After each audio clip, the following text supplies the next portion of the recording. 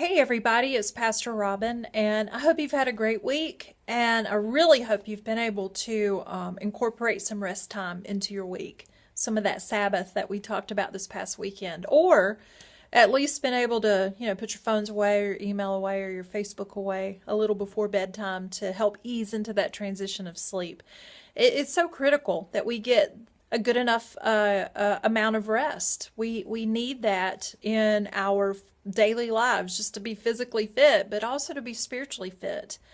If we're running or burning the candle at both ends, or so busy we can't think, imagine how hard it is for us to hear the voice of God in those moments.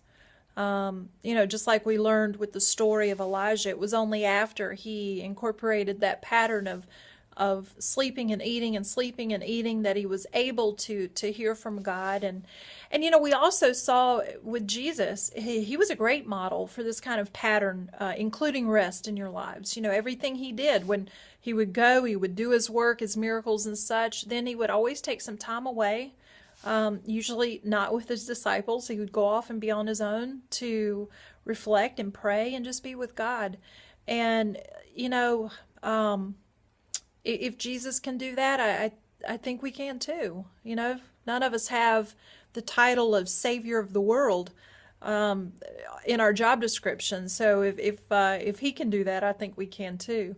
But it's just so critical, because when you're not taking that time to rest, that's where you wind up in those dangerous places. You get burned out, you become vulnerable, and you start relying less and less on God, and that's not a good place to be. So I hope you've taken some rest. Maybe, taken an opportunity to read a book or watch a movie, spend some time with your family, being outside. What a beautiful week it's been. But whatever it is, I hope it was an opportunity for you to experience the peace of Christ and to hear the voice of God. So I can't wait to see you in worship again this weekend. And until then, get some rest.